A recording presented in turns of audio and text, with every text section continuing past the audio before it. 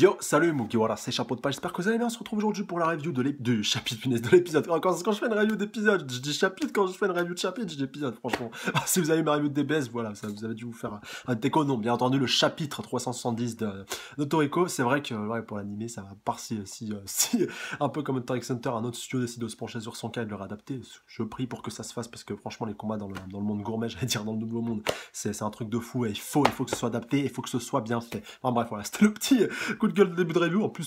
pas du tout prévu, voilà, c'était vraiment de l'improvisation, j'aurais pas dit épisode, voilà, ça aurait pas débouché sur tout ça, mais bon, vous vous en foutez, vous voulez votre review du chapitre, et on est directement parti. Alors un chapitre assez intéressant, franchement, ça va encore super vite, là, franchement, voilà, bon, c'est pratiquement de l'acquis que ça va se terminer au chapitre 400, vu qu'on est au 370, mais limite, je suis en train de me dire, il n'y a pas de quoi meubler 30 chapitres, tellement on va vite, enfin voilà, limite même un petit peu avant, c'est possible, après, s'ils veulent tomber sur un nombre de tomes assez rond, enfin peut-être le tome 40, du coup on n'est pas très loin, enfin... Faudra voir tout ça, mais en tout cas, franchement, ouais, là, c'est du très lourd, encore une fois, bon, on va avoir des morts, bon, en tout cas, voilà, je précise le mythe tout de suite, d'ailleurs, il y a un chapitre dans la description si vous l'avez pas lu, voilà, comme ça, au moins, vous êtes, vous êtes au taquet, puis vous savez que vous allez avoir affaire à du gros chapitre, et... donc comme je vous dis, alors on reprend un petit peu les événements dans l'ordre. Déjà on va commencer avec Joa, voilà, chose très importante par rapport à la suite, donc voilà, après avoir scellé ce cher Midora, donc qui balance la boîte de conserve par là, enfin voilà, elle la balance en mode tranquille, de toute façon elle dit ouais, de toute façon personne ne la retrouvera ici, enfin voilà, maintenant t'es condamné à rester ici pour l'éternité, parce qu'en plus il va pas mourir vu qu'il est juste scellé, donc voilà, t'es condamné à rester ici pour l'éternité, à rester scellé, enfermé, puis personne ne te trouvera jusqu'à ce que tu tombes dans l'oubli, enfin voilà, il va déjà te tomber dans l'oubli vu qu'elle est la seule personne à savoir donc où se trouve l'ouvre-boîte, mais bon, enfin, moi, vous en doutez bien, je pense pas que ça va durer, je pense que quelqu'un va retrouver la boîte, et j'ai déjà une petite idée sur la personne qui va pourrir récupérer cette boîte, vous inquiétez pas, on en parle juste après, parce que comme par hasard, en plus, la possibilité que la personne qui me fait penser à cette possibilité-là, elle arrive juste après dans le scan, donc ouais, c'est un petit peu téléphoné, je pense, et vous allez voir que ça va très certainement se faire dans les prochains chapitres. Donc voilà, Joa, vraiment, un petit peu toute refaite, alors qu'elle est passée à ça, punaise, ce que j'aurais aimé que Midora, il l'éclate bien comme il faut, après, c'est pas possible, comme je vous dis, ça peut se faire même un petit peu plus tard, enfin, voilà, que Midora revienne, ça, franchement, ce serait juste ouf déjà pour affronter Neo Acacia, mais juste voilà, j'aimerais bien qu'il revienne un petit peu en mode planqué, en mode scred, et juste voilà, qui bouffe ou qui plante ou qui tue, enfin ou qui tue et qui bouffe, voilà, vraiment comme vous voulez, cette enflure de Joa, voilà, vraiment qui se vante un petit peu trop, qui est un petit peu trop vantarde, et voilà, ça c'est le don d'exaspérer, mais bon, elle va avoir son utilité, je pense, par rapport à la suite. Donc on va bifurquer directement donc du côté de Aimaru et donc de Buranchi, voilà, donc Aimaru qui avait été un petit peu projeté au loin, et donc qui dit qu'il perçoit quelque chose par rapport à, voilà, que c'est moisissure gourmet, voilà, pour bien clarifier, donc lui disent de se déplacer à un point précis, donc voilà, de pas rester autour de God, mais de partir un petit peu dans un certain endroit, justement, et puis voilà, du coup, je vous le dis maintenant, c'est un petit peu ma théorie du chapitre, je voulais la garder pour la fin, mais bon, vu que c'est un petit peu téléphoné avec ce que je vous ai dit, je pense bien entendu que c'est Midora qui doit aller chercher, bien entendu, Aimaru, donc on n'a pas conscience, mais c'est comme une sorte de sixième sens ou de pressentiment, voilà, et puis ça a tout est lié de toute façon avec les moisissures gourmet, et puis la fortiori aussi avec les cellules gourmet, et donc je pense que Aimaru, voilà, même s'il ne le sait pas encore, va être la personne qui va permettre donc de récupérer Midora, et Midora aura très certainement son rôle à jouer, donc par rapport au combat final, encore plus quand vous voyez la page de fin, voilà, de toute façon j'y viendrai un petit peu après, mais voilà, il faut vraiment que tous les protagonistes, tous les belligérants soient présents pour cet arc final. Et puis là, tous l'échiquier, si vous voulez, est en train de se mettre en place, voilà, avec les différents pions bien dispatchés qui sont en train donc de se réunir auprès de God. C'est en train de se mettre en place, il manque encore les 8 rois, de toute façon ça a été annoncé, puis comme le disent d'ailleurs Aimaru et Buranchi, donc on voit qu'ils voient donc que toutes les créatures du monde gourmet, tous les monstres sont en train de converger vers God, voilà, ils sont un petit peu appelés par God pour pouvoir le dévorer, enfin voilà, on voit les monstres limite la langue bien baveuse, comme un petit toutou en train de baver, parce que voilà, God les appelle, c'est l'ingrédient ultime, et donc ils ont envie de le bouffer, de le dévorer, comme on le verra après avec les 4 rois, enfin voilà, avec les 4 Bishukoya, c'était assez intéressant, et eux ils vont vraiment à contre-courant, ça qui est assez marrant de voir que c'est les seuls donc qui vont dans l'autre direction, et puis comme Buranchi le déclare donc au petit groupe de Toriko, donc vous inquiétez pas, on revient, et puis même un point assez important d'ailleurs, même voilà, Aimaru insiste vraiment sur ce point-là, il lui dit t'inquiète pas, ça ira super vite avec ta vitesse, avec la warrior, voilà, elle est vraiment super vite, et je pense que ça va se vérifier, voilà, ça va être assez rapide, même s'il va se passer des choses bien entendu sur le champ de bataille entre temps, enfin surtout avec la fin qu'on a eu, là c'est sûr que ça va bouger entre le moment où ils sont partis et le moment où ils vont revenir, enfin ça a déjà commencé à bouger, donc imaginez quand ils vont revenir, dans quel état tout ce champ de bataille va être auprès de God, mais bon, on y reviendra un petit peu après. Donc juste pour vous dire, enfin dans la continuité de tout ça, Donc du côté donc, des 4 Bichukoya, donc on les voit avec leur démon d'appétit, enfin c'était assez marrant donc de voir la réaction de chacun, donc tous un petit peu en mode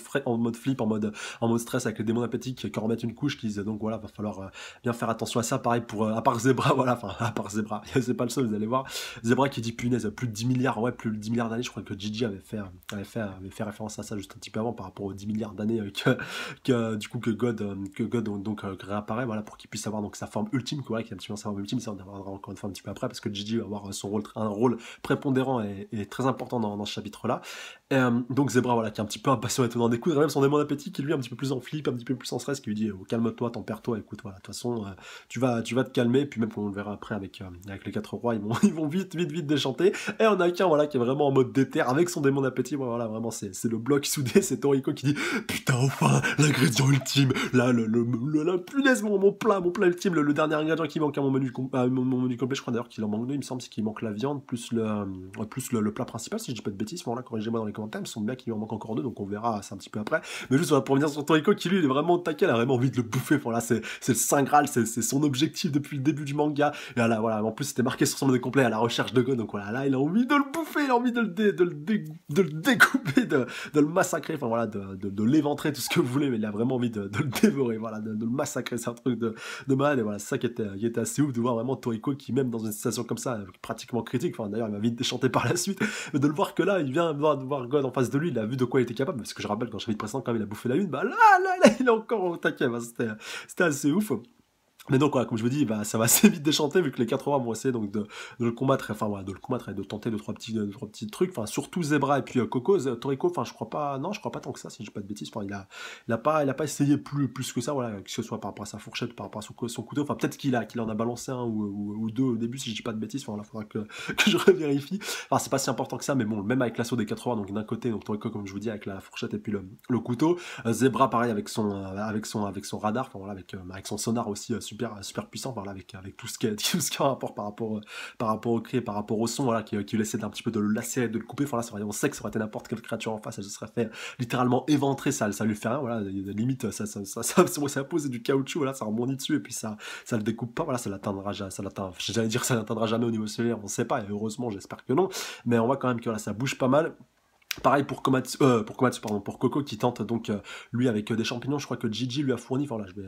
je vous redirai ça plus tard, vous inquiétez pas, c'est lui qui lui a fourni les champignons, voilà, donc pour augmenter la puissance de son poison, il va essayer lui aussi de l'avoir donc avec des pics de poison, et voilà donc que ça sert à rien, et au final, même c'est encore pire vu que ce cher God renvoie un petit peu réfléchi telle une force miroir, hashtag Yu-Gi-Oh, renvoie donc littéralement les attaques qu'on lui balance, donc voilà, mieux vaut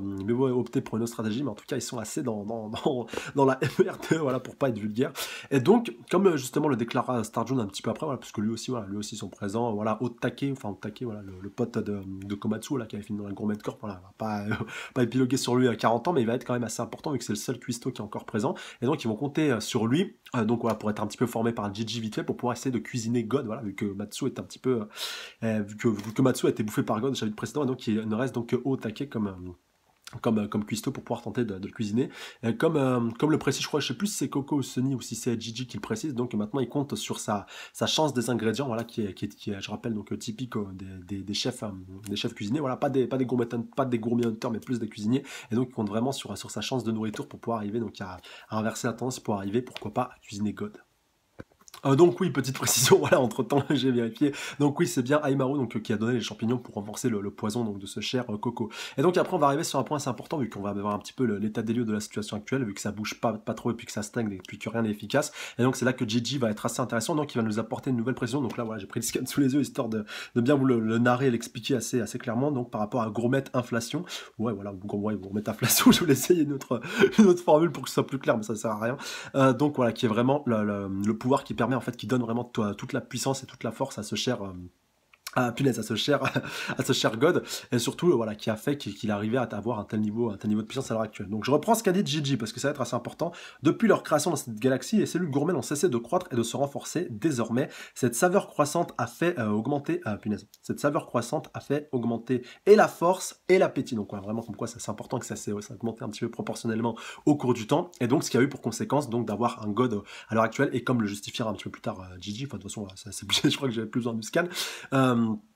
Comme quoi le God qui est présent à l'heure actuelle, même s'il a réapparu plusieurs fois au cours du temps, au cours des 10 dernières années, voilà, je reviens un petit peu à ce que je vous disais tout à l'heure par rapport à Zebra, que maintenant c'est le God le plus puissant qui n'a jamais été, qui n'a jamais existé, voilà, qui n'a jamais eu l'occasion de voir le jour, et que maintenant bah, du coup ça va être d'autant plus difficile, et que vraiment là tout est réuni pour qu'il soit vraiment full power, full tout ce que vous voulez, full level, full puissance, vraiment full power, enfin, voilà, vraiment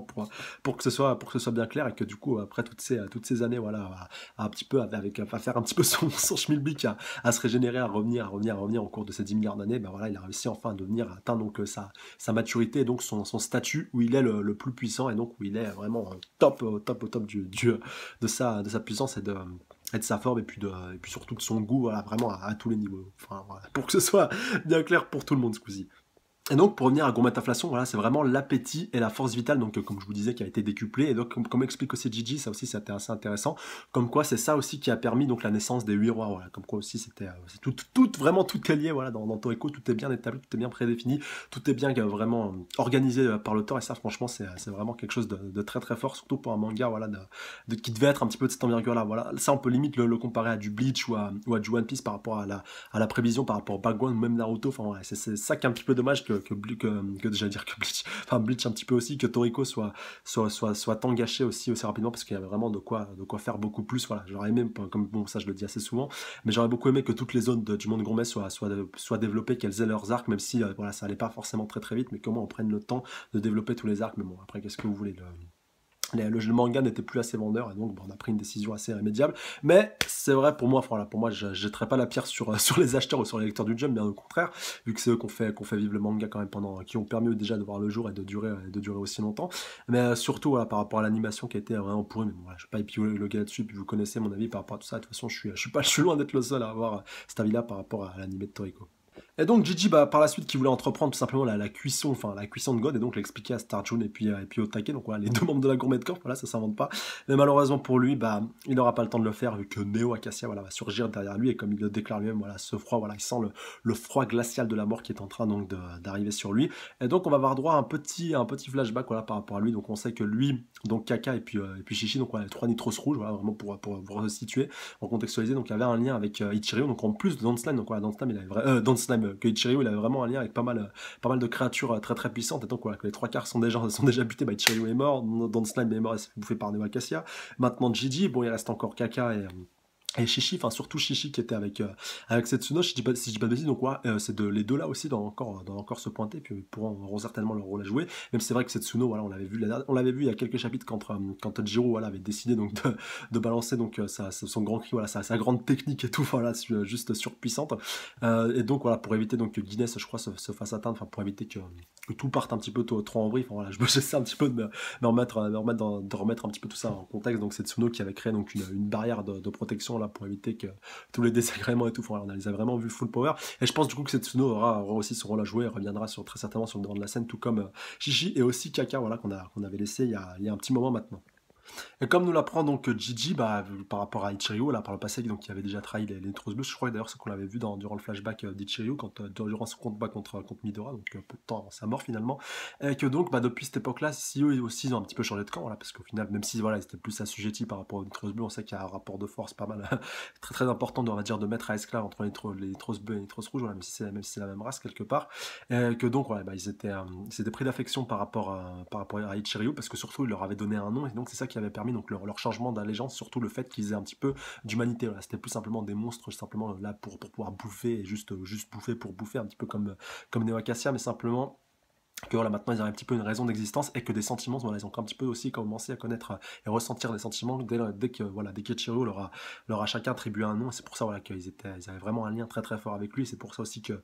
ce cher pardon, Gigi, il pense au dernier moment, voilà, peu de temps avant qu'il se fasse dévorer par cet enfoiré quand même de Neo Acacia. Et voilà, donc la fin de Gigi, une fin tragique au final quand même, parce qu'il était intéressant, même si voilà, c'est pas pareil que la mort de Jiro qu'on a eu dans les derniers chapitres, mais juste pour vous dire voilà, que vraiment là ça va vraiment très très très vite. Un chapitre voilà, qui à la base devait plus être un chapitre de transition pour mettre vraiment toutes les pièces de l'échiquier en place, comme je l'expliquais, et ben au final il aura même eu son lot de mort, c'est-à-dire que l'auteur il a réussi à caler ça à l'intérieur d'un chapitre de transition. Enfin voilà, vous voyez ce qui fait au final que c'est plus tellement un chapitre de transition non plus, enfin c'est ça plus et bien plus encore. Enfin, voilà, c'est un petit peu un mix des deux, enfin encore plus complet que ce qu'un chapitre de transition, punaise, je vais y arriver, aurait dû être à la base. Donc voilà, c'est vraiment pour vous dire que là, Toriko, il y en a vraiment plus pour très très longtemps, et donc voilà, vraiment, faut savourer chaque chapitre jusqu'à la fin, et surtout encore voilà, avec le meilleur qui est à venir. Mais bon, on avance lentement mais sûrement, et là, je serais pas étonné qu'à la fin du prochain chapitre, les Bureaux soient là, et que surtout du côté ouais, de Buranchi punaise, et de Aimaru, j'allais dire de Otake, parce qu'ils étaient ensemble juste un petit peu avant, qui retrouvent donc directement l'ouvre-boîte de Midora, mais que voilà, peut-être pas qu'ils vont l'ouvrir tout de suite, mais qu'ils vont le retrouver directement dans le prochain chapitre. Je lance les paris par rapport à tout ça, et puis on verra, et c'est tout à fait possible. Et donc, pour terminer une bonne fois pour toutes avec Gigi, on apprend aussi qu'il avait essayé donc, de se remémorer son moment. En fait, il avait vraiment prêté allégeance avec Ichiryu. Là, vraiment, les liens avaient commencé à se tisser. On apprend aussi qu'il voulait former une sorte d'équipe, voilà, directement sous les ordres d'Ichiryu. Peut-être un nouveau, avant, donc les Bishukoya, ou alors en parallèle des Bishukoya, voilà, qui sont aussi les disciples d'Ichiryu, qu'on a une équipe, donc une team de les Trosses Rouges. Et donc, malheureusement, ça n'a pas pu se faire, vu que les trois ont été dispatchés un petit peu dans des rôles, dans des points clés stratégiques. Mais bon, au final, ils auront quand même continué à perpétrer la volonté d'Ichiryu auprès donc, de ses disciples. Donc, voilà, au final, leur mission était quand même assez intéressante. Mais bon, enfin, au final, pour les Trosses Rouges, c'est vrai que c'était quand même, et puis aussi pour Gigi, du coup, c'était quand même c'était quand même un petit peu pour eux un grand gâchis, parce qu'ils auraient aimé voilà, pouvoir continuer avec Ichiryu tout simplement, et pour pouvoir arriver à continuer donc leur mission auprès de lui, même si elle a continué bien entendu au-delà de la mort donc d'Ichiryu lui-même. Et donc Gigi, qui n'aurait même pas non plus eu le temps de dire donc la méthode de cuisson de God, voilà, de leur donner de donner l'information tout simplement à Star June, et puis aussi du coup à Otake, voilà, pour qu'ils puissent préparer tout ça tout simplement, vu que comme le déclare donc Neo Acacia, voilà, qui reprend donc la forme d'Acacia ce coup-ci, même si c'est Neo qui l'a bouffé. Donc voilà, maintenant tu reverras plus le soleil se lever demain, et puis que à partir de maintenant, voilà, c'est moi qui mène la danse, et que voilà, tout ce qui est bouffé par Neo ne reverra jamais la lumière du jour, enfin, voilà, est condamné, et puis disparaîtra pour l'éternité. Enfin, on la tirera pas au monde des âmes, comme ça a pu être le cas d'Ichiryu précédemment, voilà, dans la porte enfin, dans le monde des âmes, tout simplement, et que voilà, tout ça, tout ce qui est bouffé par Neo est condamné à être réduit tout simplement en poussière, et puis à être réduit à néant. Et donc on va en parler de ça donc sur la fin de ce chapitre, l'apparition donc de Joa, qui arrive donc voilà à peu près en même temps sur le champ de bataille, et donc ça nous donne une superbe page finale, donc avec tous les belligérants, tous les protagonistes qui sont présents, on va dire à peu près tout le monde, voilà, même s'il manque encore Buranchi, Otake, Setsuno,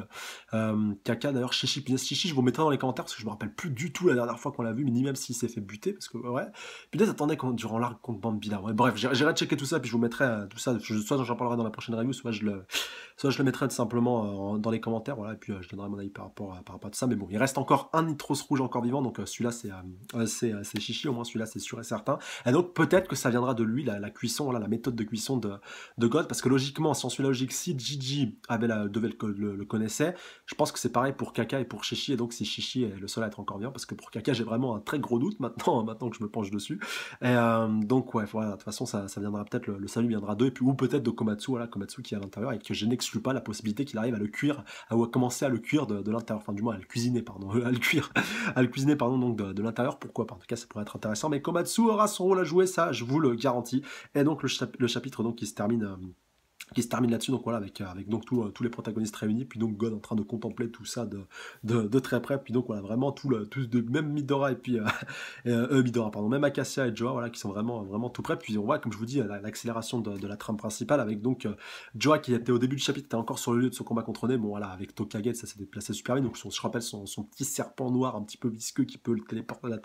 téléporter un petit peu partout, donc voilà, ce qui peut un peu justifier le fait qu'elle soit déplacée aussi rapidement, mais quand même. Et puis vous verrez que par rapport à la quête d'Aimaru et Buranchi, ça va avancer aussi très très vite, et encore plus après ce qu'ils ont déclaré, comme je vous l'ai dit tout à l'heure, voilà, par rapport à Aimaru, qui dit qu'avec la vitesse de Buranchi et avec la voie arrière, ils y arriveront donc très très rapidement. Voilà, on en est clair, je crois que c'est même que c'était mentionné dans le chapitre. Donc voilà, comme d'habitude, n'hésitez pas à aller mettre un petit pouce bleu, commenter, partager, surtout vous abonner à la chaîne si ce n'est pas déjà fait pour plus de reviews, n'hésitez pas à checker la page Facebook dans la description, et surtout laisser votre avis par rapport à chapitre, par rapport à la suite, surtout par rapport à ma théorie. Est-ce que vous pensez comme moi que Aimaru et donc les Buranchi sont partis à la recherche donc enfin inconsciemment, voilà, par rapport à ce que Aimaru donc recherche via